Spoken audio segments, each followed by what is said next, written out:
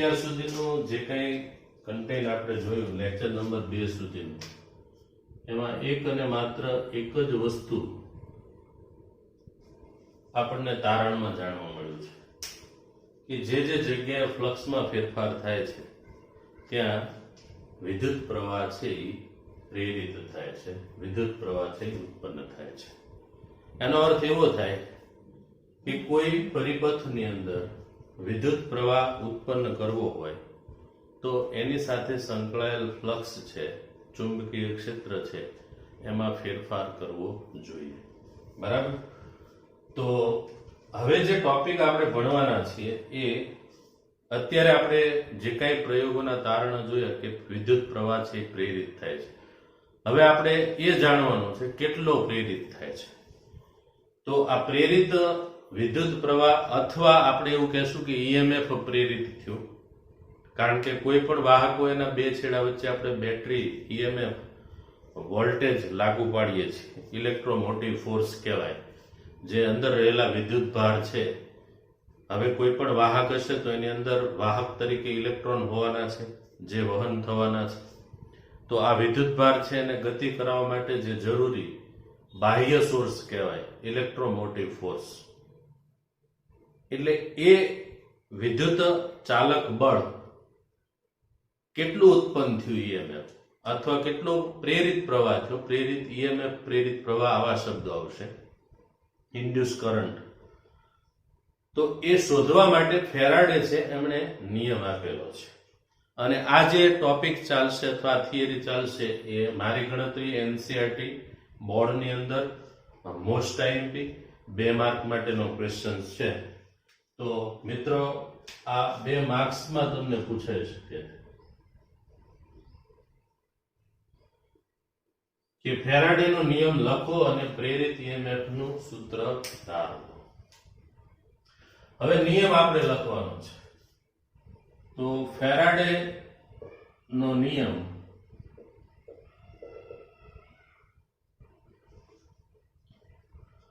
આ મુજબ છે: કોઈ બંધ પરિપથમાં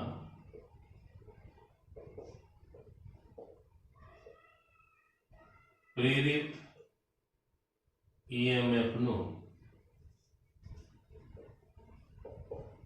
મૂલ્ય એ તે બંધ પરિપથ સાથે સંકળાયેલ ચુંબકીય ફ્લક્સ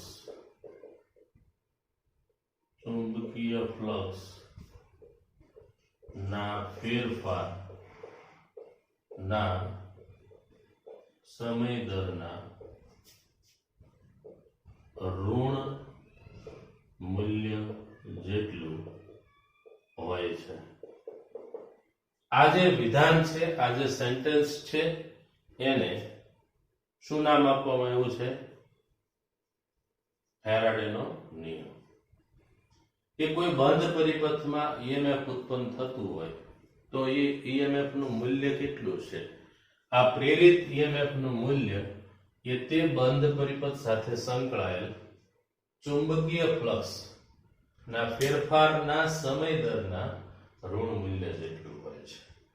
તો મિત્રો જે કાંઈ વિધાન છે એને આપણે મેથેમેટિકલ ફોર્મમાં લખવાનું છે. તો દાખલા તરીકે ધારો કે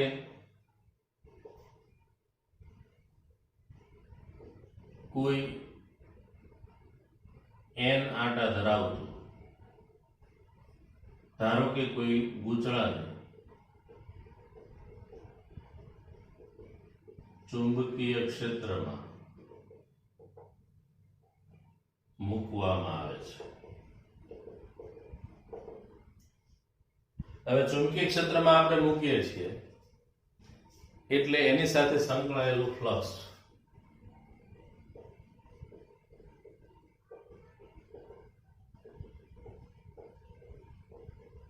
તો ફ્લક્સ આપણે ભણી ગયા, flux phi is equal to AB cos theta. આટલું ફ્લક્સ છે એની સાથે સંકળાયેલું છે. હવે આ ફ્લક્સમાં ફેરફાર થતો હોય સમય સાથે, હવે ફ્લક્સમાં ફેરફાર થવા માટેના ફેક્ટરો ઘણા છે. એ બદલાય, બી બદલાય, થીટા બદલાય તો ફ્લક્સમાં ફેરફાર થતો હોય છે. એને અત્યારે આપણે ધ્યાનમાં લઈ લઈએ. આગળનો જે ટોપિક છે એમાં ફ્લક્સમાં કઈ કઈ રીતે ફેરફાર થઈ શકે એ આપણે જોઈશું. તો આ ફ્લક્સ છે એ સમય સાથે બદલાતું હોય. એટલે અહીંયા જે શબ્દ છે, કોઈ બંધ પરિપથમાં પ્રેરિત EMF નું મૂલ્ય એ બંધ પરિપથ સાથે સંકળાયેલ ચુંબકીય ફ્લક્સનો ફેરફાર, એટલે d phi, જેને ફ્લક્સનો ફેરફાર કહેવાય, ના સમય દરના, એટલે d phi upon dt ના ઋણ મૂલ્ય જેટલું હોય છે. એટલે અહીં માઇનસ નિશાની મૂકી દો, બરાબર. તો અહીં આવશે E ને આપણે કહેશું પ્રેરિત EMF, અને EMF હોય એટલે આપણને પ્રવાહ છે એ મળી જવાનું છે, બરાબર.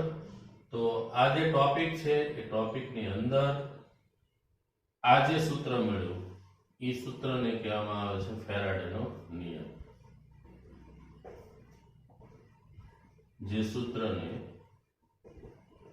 ફેરાડેના નિયમ તરીકે ઓળખવામાં આવે છે.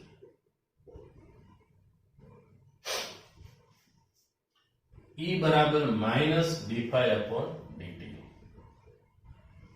તો આ જે ટોપિક છે મિત્રો, એ ટોપિકની અંદર ઘણી વખત આને રિલેટેડ એમસીક્યુ પૂછાય છે કે પ્રેરિત EMF નું મૂલ્ય શોધો. તો એ વખતે આપણને ફ્લક્સનું કોઈ ફોર્મ્યુલા આપ્યું હોય એનું સમયની સાપેક્ષે વિકલન કરશું એટલે આપણને પ્રેરિત EMF છે મળવાનું છે.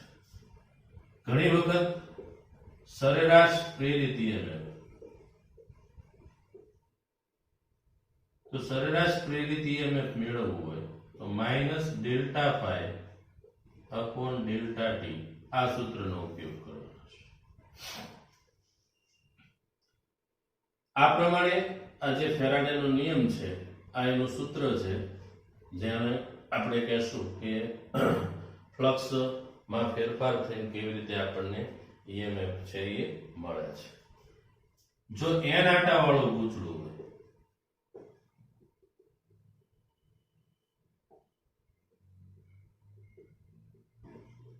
હોય તો પ્રેરિત EMF minus n d phi upon DT.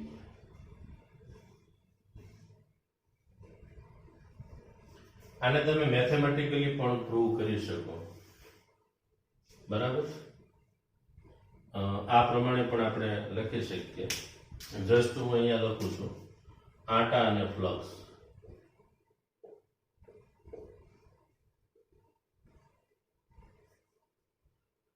એક આટા સાથે સંકળાયેલું ફ્લક્સ ફાઈ હોય તો n આટા સાથે સંકળાયેલું ફ્લક્સ કેટલું થાય, એટલે કુલ ફ્લક્સ n ફાઈ થાય છે. આનું આપણે નું સમયની સાપેક્ષે વિકલન લઈએ. વિકલન લઈએ તો મિત્રો લખાશે આ પ્રમાણે માઇનસ ડી બાય ડીટી અને અહીંયા લખાશે n ફાઈ. એમાંથી n છે એ આટાની સંખ્યા જે બદલાવાની નથી અને બહાર કાઢી લઈએ એટલે ડી ફાઈ અપોન ડીટી થાય. તો n d phi upon d t એ પ્રેરિત EMF છે એ શોધવાનું સૂત્ર મળી ગયું. પણ n આટા વાળું ગૂંચળું હોય તો ઘણી જગ્યાએ આ પ્રમાણેના એક્ઝામ્પલ્સ આવશે. એમાં ફ્લક્સ છે એ મિત્રો આપણે એ બી કોસ થીટા ધ્યાનમાં રાખવાનો છે.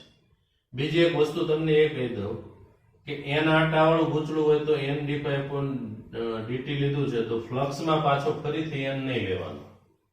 કા ફ્લક્સમાં લ્યો, કારણ કે ઓલરેડી તમે કુલ ફ્લક્સ ગણ્યું છે, એનો અર્થ જ એવો થાય કે અંદર જેટલા પણ આટા છે એની સાથે સંકળાયેલું ફ્લક્સ આવી ગયું છે, બરાબર.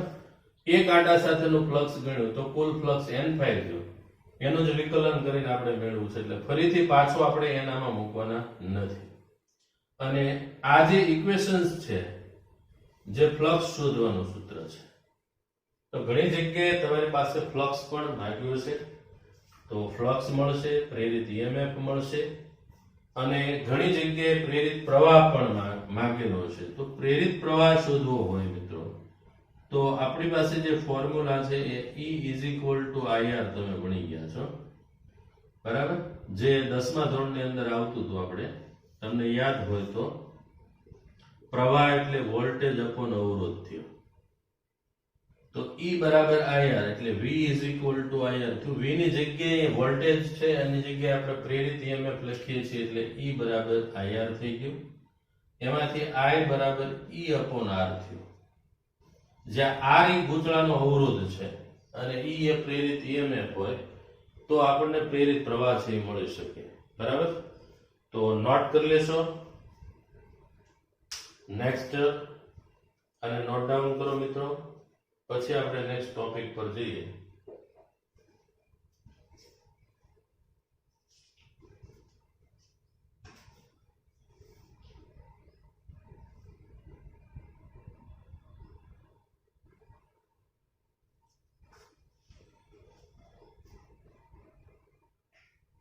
વિદ્યાર્થી મિત્રો, જે ટોપિક અત્યારે આપણે ભણી ગયા છીએ એ ટોપિક ને રિલેટેડ આપણે એક એક્ઝામ્પલ્સ છે એ સોલ્વ કરશું. ટોપિકમાં ફ્લક્સ અને EMF શોધવાના સૂત્ર ભણ્યા.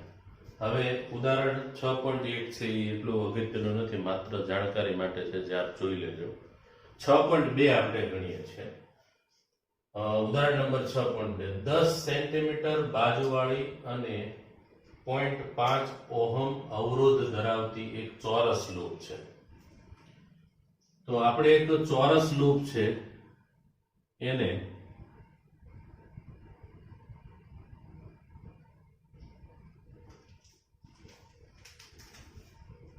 સૌથી પહેલા એનું સોલ્યુશન માટે જે ડેટા આપેલો છે 10 સેન્ટીમીટર બાજુ છે એટલે ક્ષેત્રફળ તમે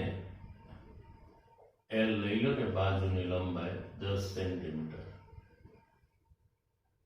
એટલે 10 into 10⁻² મીટર થયું.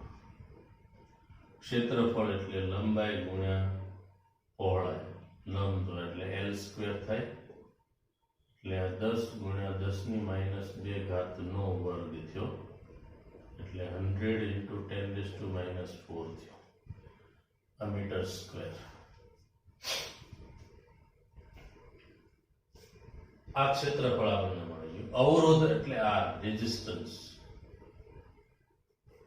હવે કોઇલ છે એનો અવરોધ 0.5 ઓહમ છે.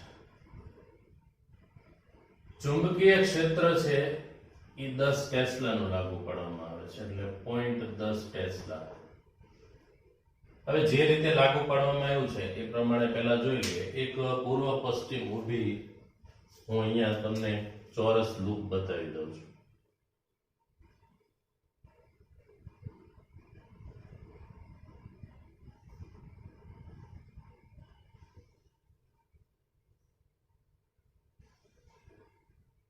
હવે આ લૂપ મારે એવી રીતે ગોઠવવાની છે મિત્રો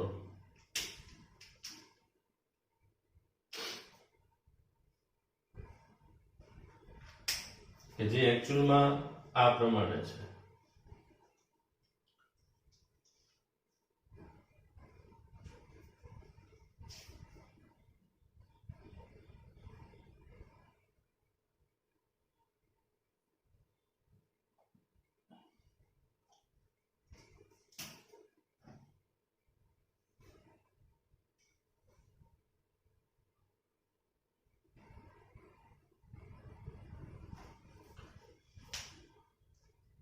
આ રીતે ઊભી મૂકેલી છે અને એક સમાન ચુંબકીય ક્ષેત્ર 0.10 ટેસ્લાનું આ સમતલ પર ઉત્તર પૂર્વ દિશા લાગુ પડે છે.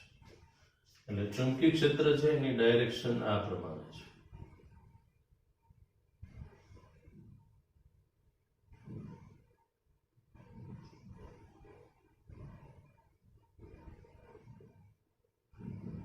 આનો અર્થ એવો થયો કે અહીંયા ઉત્તર પૂર્વ એટલે જે થીટા બને છે એ 45 ડિગ્રીનો બને છે. કોની વચ્ચેનો ખૂણો? તો કે આ જે લૂપ છે એનો ક્ષેત્રફળ સદિશ છે એ આ પ્રમાણે એના સમતલને લંબ હશે. તો એ અને બી વચ્ચેનો ખૂણો તમને આપી દીધો છે થીટા 45°. હવે આ ચુંબકીય ક્ષેત્ર 0.70 સેકન્ડમાં અચળ દરે ઘટીને શૂન્ય થઈ જાય છે. એટલે ડેલ્ટા ટી જે સમયગાળો છે અથવા જે ડીટી છે એ 0.70 સેકન્ડ છે.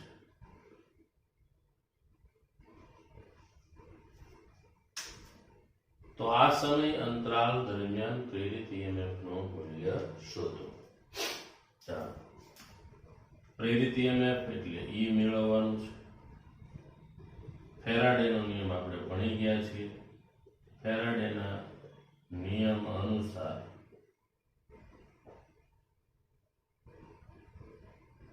ફ્લક્સમાં પ્રેરિત EMF E is equal to minus d pi upon dt જેટલું હોય. સૌથી પહેલા આપણે ફ્લક્સ મેળવી લઈએ. લૂપ સાથે સંકળાયેલું ફ્લક્સ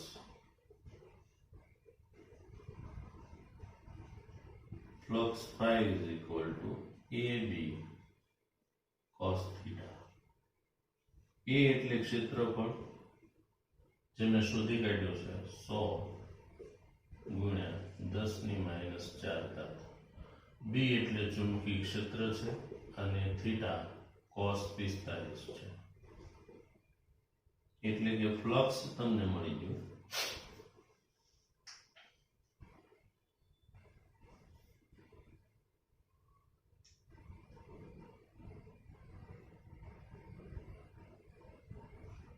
Ten into 10⁻⁴ into 1/√2. એટલે ફ્લક્સ છે એ 5√2 into 10⁻⁴ વેબર થઈ ગયું.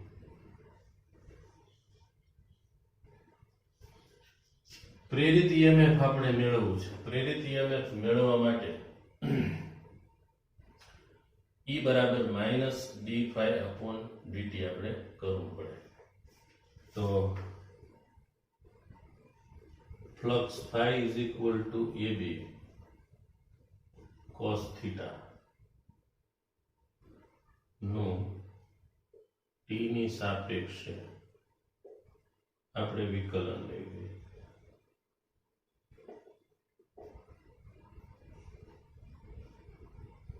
તો E બરાબર ડી ફાઈ અપોન ડીટી. આગળ માઇનસ નિશાની મૂકશું. અહીંયા લખશું AB cos થીટા.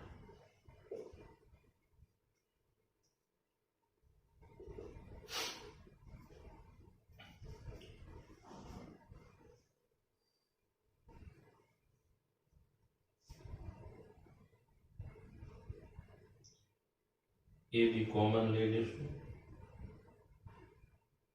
cos 5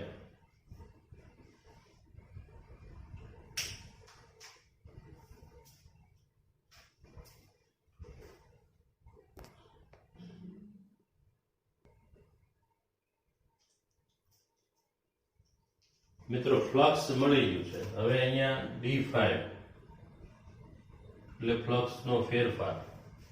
તો આપણને એવું કીધું છે કે વિદ્યુત પ્રવાહ છે એ ઘટીને શૂન્ય થઈ જાય છે. પ્રવાહ શૂન્ય થાય એટલે ફ્લક્સ 0 થઈ જશે, કારણ કે B 0 થઈ જવાનું છે. બરાબર. આગળ જેટલા પણ ચેપ્ટર્સ તમે ભણી ગયા એ બધા ચેપ્ટરની અંદર આપણે જોયું કે B ચલે છે I હતું હંમેશા. જ્યાં વિદ્યુત પ્રવાહના વહનથી ચુંબકીય ક્ષેત્ર ઉત્પન્ન થતું હોય એવા કેસની અંદર. પછી એ સોલેનોઇડ હોય, રિંગ હોય, ટોરોઇડ હોય, આ બધા જ સૂત્ર તમે ધ્યાનથી ઓબ્ઝર્વ કરશો. તાર હોય તો B ચલે છે I હતું, I 0 થઈ જાય એટલે B પણ 0 થાય. એટલે અહીંયા આપણે આવું લખી શકીએ કે માઇનસ ડેલ્ટા ફાઈ. હવે ડેલ્ટા ફાઈ ડી ફાઈ છે, ડી ફાઈ એટલે ફ્લક્સનો ફેરફાર. ફ્લક્સનો ફેરફાર આપણે કેવી રીતે લખતા હોય તો કે છેદમાં આપણે dt લખીએ, સમય ઉપર d phi લખવાનું, એટલે ફ્લક્સ પહેલા અંતિમ લખવું પડે, પછી કયું આવશે શરૂઆતનું ફ્લક્સ. તો વિદ્યુત પ્રવાહ છે એ ઘટીને શૂન્ય થાય છે, એટલે અંતિમ ફ્લક્સ છે એ 0 થઈ ગયું, અને સ્ટાર્ટિંગ નું ફ્લક્સ છે એને આપણે આ લખશું આ રીતે phi2 minus phi1, અને આ અંતિમ ફ્લક્સ જે છે એ 0 હશે કારણ કે વિદ્યુત પ્રવાહ ઘટીને શૂન્ય થાય છે, અને માઇનસ phi1 એટલે અહીંયા જે આપણે મેળવવું છે એ phi1 છે. એટલે તમારે લખવું પડે કે જ્યારે વિદ્યુત પ્રવાહ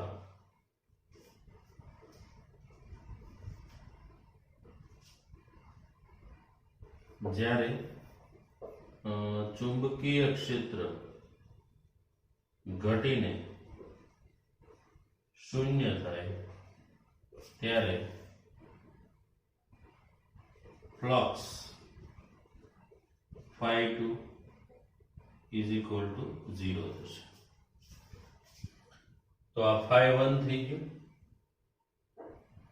તો E બરાબર માઇનસ નિશાની આગળ લઈશું એટલે માઇનસ માઇનસ પ્લસ, અને 5 ફ્લક્સ ઓલરેડી આપણે સુધી કાઢ્યું છે, phi√2 into 10⁻⁴ upon સમય, તો સમય આપણને 70 સેકન્ડ આપી દીધો છે એટલે 0.70 અહીંયા લખી. તો આનું સાદુરૂપ આપશું એટલે મિત્રો આપણને E મળી જવાના છે. E નો એકમ વોલ્ટ છે. હવે બીજું આપણે શોધવાનું છે એ વિદ્યુત પ્રવાહ મેળવવાનો છે. તો પ્રેરિત પ્રવાહ એટલે I એટલે E upon R થયું. E તમને ઉપરથી મળી જાય એટલે R ની વેલ્યુ જે છે, અવરોધ ઓલરેડી આપણને આપી દીધેલો છે 0.5. તો અહીંયા જે કાંઈ E છે એની વેલ્યુ જે કાંઈ મળે એ મૂકી દેવાની, એટલે તમને વિદ્યુત પ્રવાહ મળી જશે જેનો એકમ એમ્પિયર થશે. તો આ રીતે આ ટાઈપના એક્ઝામ્પલ્સ છે એ આપણને પૂછી શકે છે, બરાબર? તો આને નોટ કરી લેશો.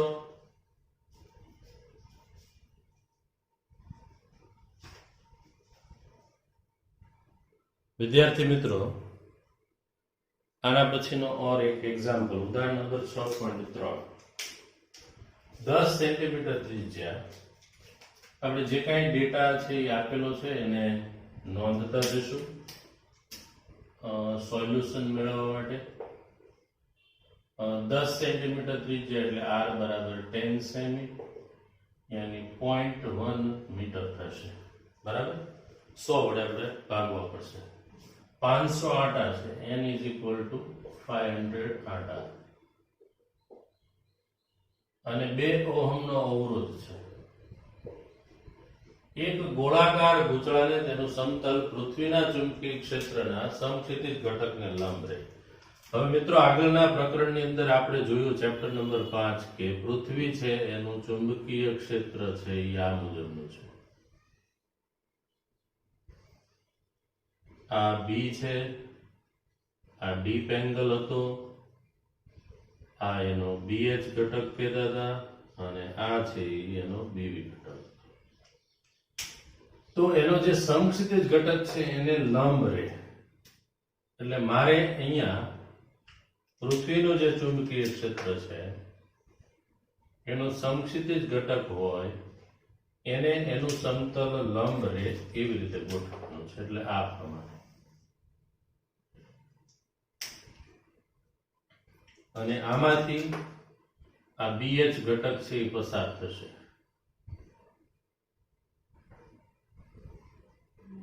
બરાબર? એટલે પૃથ્વી છે એનું ચુંબકીય ક્ષેત્ર આ પ્રમાણે થયું.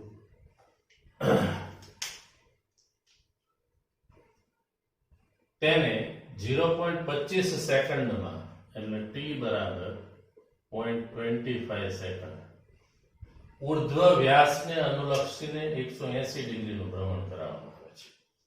ઉર્ધ્વ વ્યાસ એટલે મિત્રો આ થયું, એને અનુલક્ષીને આપણે આમ રોટેટ કરાવશું એટલે આખી પરિસ્થિતિ આવી છે. આ પૃથ્વીનું ચુંબકીય ક્ષેત્ર છે, એમાં આમ ફેરવવાનું છે.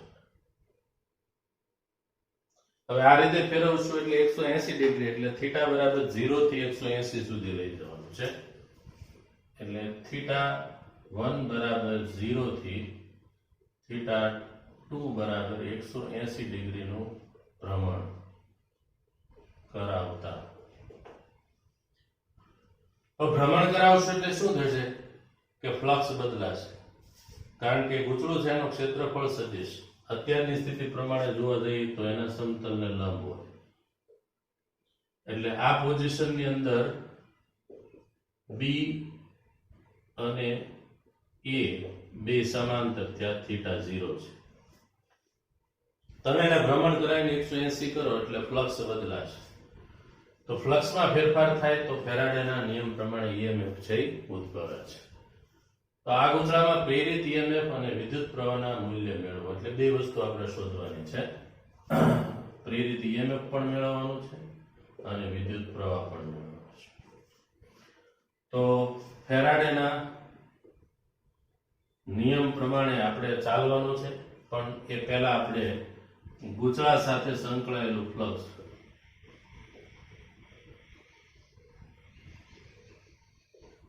,180 ડિગ્રીનું ભ્રમણ આપતા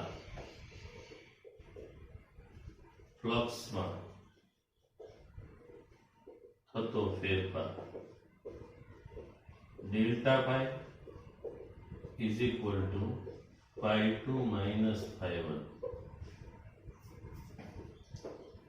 pi2 એટલે અહીંયા શું થશે, થીટા બદલાય છે, એટલે અહીંયા હું લખીશ AB cos θ1 2 minus AB cos θ1. એમાંથી આપણે AB છે એને કોમન કાઢી લઈએ, કારણ કે A અને B માં કોઈ ફેરફાર થતો નથી, થીટા બદલાય છે. તો અહીંયા કૌંસમાં આવશે cos θ2 cos θ1.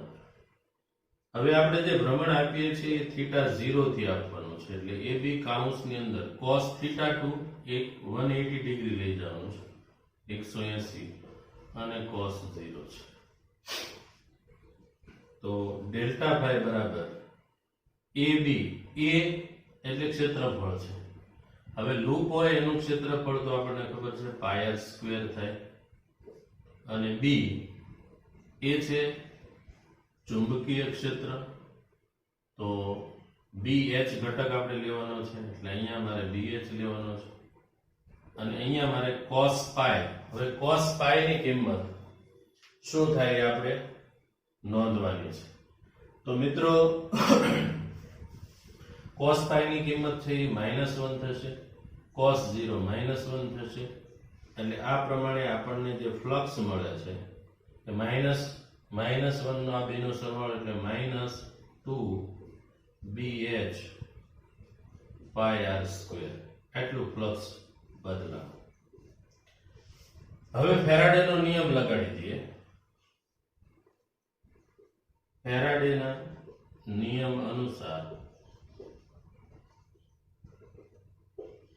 પ્રેરિત ઈએમએફ E બરાબર -ડેલ્ટા પાઈ અપોન ડેલ્ટા ટી. ડેલ્ટા પાઈ તમે શોધી કાઢ્યા છે, એટલે માઇનસ છે, માઇનસ મૂકશો એટલે પ્લસ થશે 2BH πr². ડેલ્ટા ટી એટલે સમય 0.25. તો કિંમત મૂકી દઈએ 2 ગુણ્યા સમક્ષિતિજ ઘટક આપણને ઓલરેડી કેટલો આપેલો છે, પૃથ્વીનો સમક્ષિતિજ ઘટક BH આવ્યો. BH ઇઝ ઇક્વલ ટુ 3 ગુણ્યા 10 ની -5 ટેસ્લા છે. તો આ થઈ ગયું 3 ગુણ્યા 10 ની -5. પાઈ એમનેમ રહેવા દઉં છું, r એટલે ત્રિજ્યા છે, 0.1 અથવા 10. તો આ પ્રમાણે આપણે 0.1 છે એનો સ્ક્વેર લખી નાખીએ, છેદમાં સમય એટલે 0.25 છે. આનું સાદુરૂપ આપી અને ઈએમએફ આપણને મળી જશે, જેનો એકમ વોલ્ટ. હવે આપણે પ્રેરિત પ્રવાહ મેળવવો છે. પ્રવાહ મેળવવો હોય તો I બરાબર E/R કરવું પડે. E તમને ઓલરેડી ઉપર જે કાંઈ મળશે એ મૂકી દેજો. R એટલે અવરોધ થયો. અવરોધ આપણી પાસે ઓલરેડી. બીજી એક વસ્તુ આપણે આમાં મિત્રો ફ્લક્સ છે, એ ફ્લક્સની અંદર આપણે ફોર્મ્યુલા સાથે સાથે આંટા પણ લેવા પડશે, એટલે -n લઈ લઉં છું અહીંયા, અને અહીંયા n ની વેલ્યુ પણ મૂકી દઉં છું. n એટલે આંટાની સંખ્યા આપણને 500 આપી દીધી છે, તો 500 ગુણ્યા 2 ગુણ્યા 3 એટલે પ્રેરિત EMF મળી ગયું. પ્રેરિત પ્રવાહ માટે અવરોધ આપણને 2 ઓહ્મ આપેલો છે. આનું સાદુરૂપ આપશો એટલે તમને પ્રવાહ પણ મળી જશે. ઓકે, તો અહીંયા આ એક્ઝામ્પલ પૂર્ણ થાય છે. આ રીતે જે કંઈ કેલ્ક્યુલેશન છે કેલ્ક્યુલેટરની મદદથી આપ કરી અને આન્સર મેળવી લેશો. ફરી પાછા આપણે નેક્સ્ટ લેક્ચરની અંદર મળશું. ત્યારે આ જે કંઈ એક્ઝામ્પલ તમને આપ્યા છે મિત્રો, તમે ઓબ્ઝર્વ કરજો કે ફર્સ્ટ એક્ઝામ્પલની અંદર ચોરસ લૂપ હતી, આમાં વર્તુળાકાર હતી. ચોરસ અને વર્તુળાકાર લૂપ લેવા પાછળનું કારણ એ છે કે તમે જોઈ શકો છો, ચોરસ લૂપ હોય તો એનું ક્ષેત્રફળ અને વર્તુળાકાર લૂપ હોય તો એનું ક્ષેત્રફળ બેમાં ફેરફાર છે. ચોરસ માટે આપણે લંબાઈ ગુણ્યા પહોળાઈ અને વર્તુળાકાર માટે πr², એટલે એમાં ફેરફાર કરવાથી ફ્લક્સ બદલાણું. બીજું સાથે સાથે એ જોયું ભ્રમણ કરાયું એટલે થીટા બદલાણું.